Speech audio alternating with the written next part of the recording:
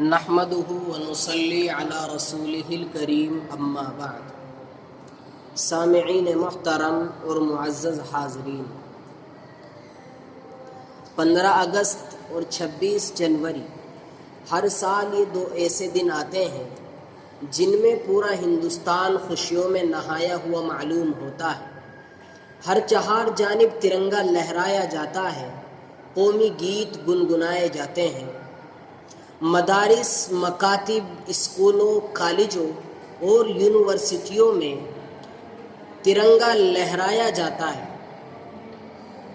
آخر اس کی وجہ کیا ہے کہ ہم ان دو دنوں میں اس قدر خوشیاں کیوں مناتے ہیں؟ اس کا پس منظر کیا ہے؟ یہ کن قربانیوں اور کن تحریکوں کا نتیجہ ہے؟ سامعین، میں آپ حضرات کے سامنے اس بات کا آغاز ہندوستان میں انگریز کی آمد سے کرتا ہوں۔ چنانچہ 1601 عیسوی کے اندر ہندوستان کی سرزمین پر انگریزوں نے اپنے ناپاک قدم اس وقت رکھے کہ جس وقت ہندوستان کو سونے کی چڑیا کہا جاتا تھا، اور یہ چونکہ ہندوستان میں تجارت کی غرض سے آئے تھے، لہذا اور اس وقت جو ہے جس وقت ہندوستان کے اندر انگریزوں نے اپنے ناپاک قدم رکھے، ہندوستان کے اندر اس وقت جہانگیر بادشاہ کی حکومت تھی۔ جہانگیر بادشاہ جو تھا یہ انتہائی ناعاقبت اندیش بادشاہ تھا اور دور کی نہیں سوچ سکا، چنانچہ اس نے انگریز تاجروں کی سیاست کو نہ سمجھا اور ان کو 1608 عیسوی میں تجارت کی اجازت دے دی۔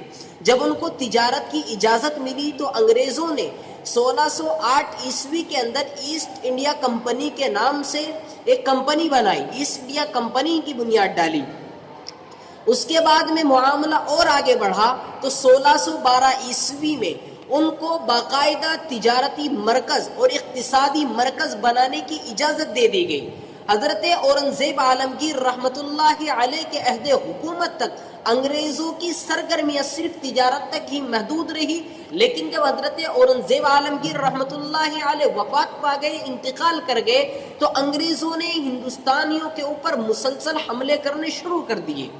چنانچہ انگریزوں نے مسلسل جب حملے کرنے شروع کیے تو سب سے پہلے علم بغاوت بلند کرنے والے انگریزوں کے خلاف 1757 کے اندر بنگال کے سراج الدولہ نے پلاسی کے میدان میں انگریزوں کا جم کر کے مقابلہ کیا۔ نواب سراج الدولہ نے 1757 میں جب انگریزوں کا جم کر کے مقابلہ کیا تو نواب سراج الدولہ اپنوں کی غداری کی وجہ سے، جو نواب سراج الدولہ کا وزیر تھا میر جعفر، تو اس کی غداری کی وجہ سے نواب سراج الدولہ کو شکست کا سامنا کرنا پڑا۔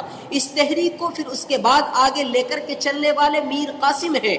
میر قاسم نے بکسر کے میدان میں ایک خون ریز لڑائی لڑی، اور یہ لڑائی جو میر قاسم نے لڑی ہے یہ 1764 کے اندر لڑی ہے۔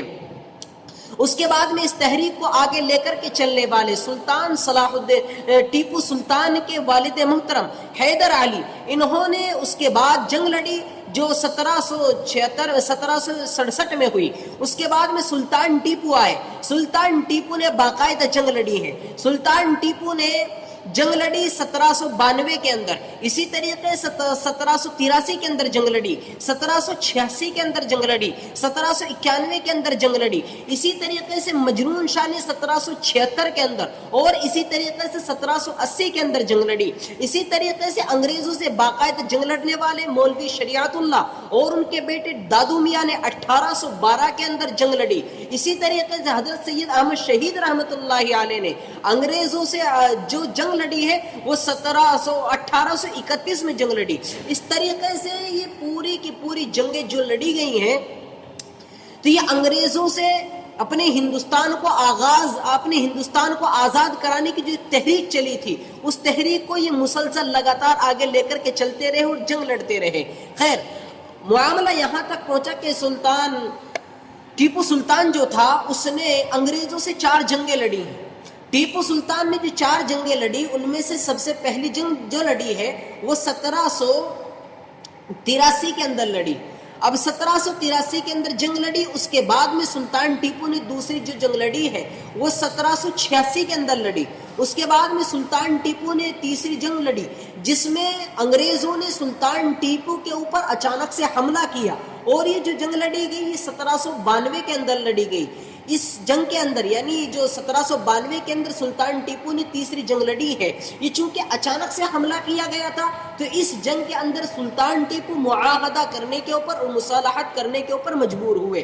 اس کے بعد میں چوتھی جو جنگ لڑی ہے سلطان ٹیپو نے 1799 کے اندر، تو اس میں سلطان ٹیپو نے سرنگا پٹنم کے میدان میں خون ریز لڑائی لڑی، جس میں سلطان ٹیپو اپنوں کی غداری کی وجہ سے، اپنے غلام اپنے وزیر میر صادق کی غداری کی وجہ سے ان کو شکست کا سامنا کرنا پڑا۔